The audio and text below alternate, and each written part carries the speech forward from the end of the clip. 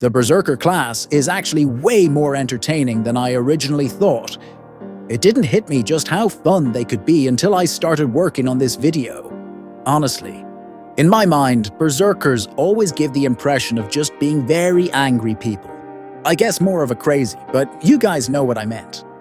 I mean, they're practically defined by their Madness Enhancement, which amps up some deep-seated obsession or part of their legend. And yeah, when I say fun, I'm mostly thinking from the designer's perspective here. What makes Berserkers a blast to create is all the gimmicks. There's no strict rule about the weapons they carry or the exact skills they use. Designers can just roll with whatever matches the character's legend. Take Lancelot, for example. We first meet him as a Berserker in Fate Zero, and he's a complete lunatic, driven by his feelings about Arthur's leadership. In his legend, he famously betrayed his king, and that's what fuels his madness here. But flip the class to Saber, and suddenly he's back to being this super honorable knight. It's interesting to think about the possibility, and that's exactly what makes Berserkers such a versatile, wild class to dive into. Now, if you think about it, almost any character can be reworked into a Berserker if the developers want. Some are obvious choices though. Like, you read certain legends and think, yeah, this person is absolutely wild enough to be a Berserker. Like Beowulf or Frankenstein. But a lot of them? They're crafted by zeroing in on some unhealthy obsession or dark part of the character's story, which then becomes the foundation for their madness. It's actually pretty clever if you think about it. Here, let me give you an example. Human nature tends to make us fixate on someone's worst moments, almost like it overshadows everything else they've done. Imagine a guy in your neighborhood known for being religious, generous, and always helping out. One day, he gets into a huge fight with another neighbor who provoked him, and it ends badly. Let's say the other guy ends up in a coma. Now, if you know the backstory, you understand he was pushed to that point. But for everyone else, he's the guy who knocked someone into a coma. Not necessarily evil, but that reputation sticks. And I think that's basically how Berserkers get created. Developers pick out one intense or violent moment from a hero's story and use that as the core of their Berserker personality. It's like taking a small piece of their fury and building it into this larger-than-life trait that defines them. The best part of all this has to be the sheer variety of how Madness Enhancement affects each Berserker. Their class skill, Mad Enhancement, basically strips away their reasoning in exchange for a stat boost. At the lowest levels, it barely makes a difference, but starting at rank D, servants like Frankenstein already struggle to speak clearly, even if they still have some rationality left. By the time you hit ranks C through A, they're usually just pure, crazed warriors with almost no trace of their former selves. Then there's X rank. This is where things get wild. At this level, you can still hold a conversation with the servant, and they can respond. But real understanding, that's out of the question. It's like speaking the same language, but not actually getting each other. The Mad Enhancement gimmick doesn't just mess with their speech abilities either. It affects the way they think too, which is what really determines just how mad they come across.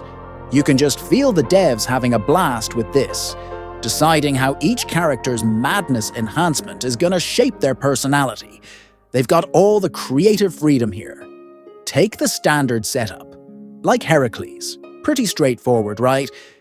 He's got your typical Berserker vibe, where Madness Enhancement cranks up his stats in exchange for his sanity.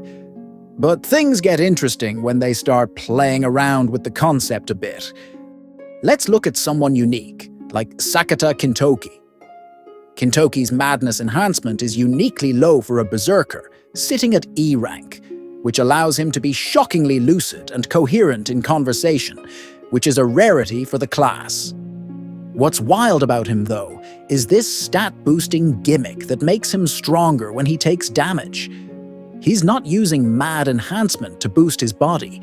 He's using something else to go berserk. Rather than charging up through traditional buffs or skills alone, he absorbs punishment or hits to amp up his strength, effectively becoming more dangerous the more you try to take him down. And yeah, he can be wild if this keeps going and his whole body becomes red. Another unique kind is Morgan. Morgan is also unique for me because her Madness Enhancement takes on a subtler form. Instead of an outright feral rage, her madness shows through her extreme obsessive dedication to her goals, an intense determination that pushes her beyond reasonable limits. Unlike many berserkers whose madness renders them nearly mute or uncontrollably wild, Morgan keeps her composure and intellect, maintaining her regal poise as Fairy Britain's queen. Now, this is surprising because her Madness Enhancement is rank B, which is kinda high, but she still can talk normally. Another interesting case is Raiko. Minamoto no Raiko's Madness Enhancement is at the highest possible level, EX. Earlier, we talked about how some EX-ranked berserkers can talk normally, but lack genuine understanding. Well, Raiko is a textbook example of that.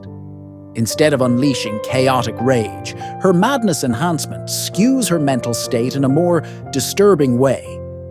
Her loyalty and love warp into a borderline obsession, especially when it comes to protecting her master.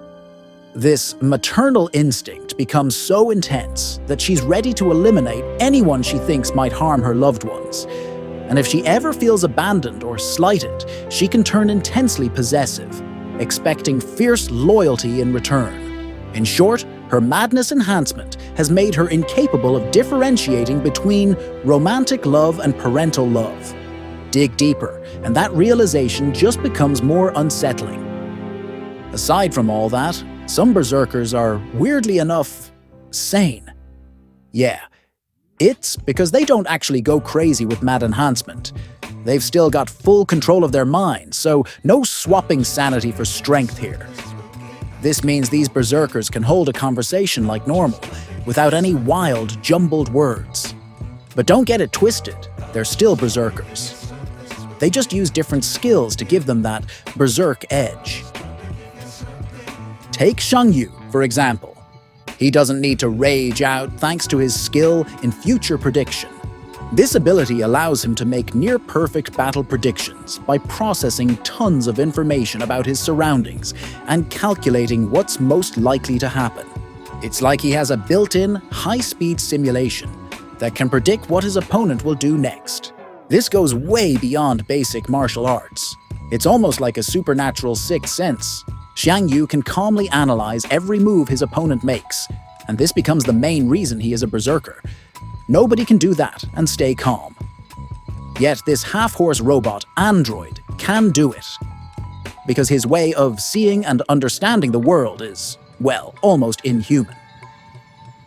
Then there's Atalanta Alter, who also stands out. She doesn't have Mad Enhancement either, but instead uses Beast Enhancement. Originally a normal hero, she changes drastically when she takes on the power of the Caledonian Boar Pelt. This Beast Enhancement cranks her parameters up by 2 ranks, putting her strength on par with an A-ranked Madness Enhancement. However, she still stays calm and clear-headed, no mindless rage here. Instead, she's driven by a beast logic, a mindset that locks her into this primal, relentless focus. Once she sees an enemy, there's no reasoning her out of that choice. With all this berserker madness, it's easy to forget there's one berserker who managed to escape the typical insanity. Jan Dark Alter, aka Jalter. Yep, our favorite Chuny girl actually feels more chill in her berserker form than she ever did as an Avenger. I talked about this in a past video, but in her summer berserker form, Jalter is a whole vibe, more relaxed, playful, and free from that constant vengeful weight she carries in her Avenger class.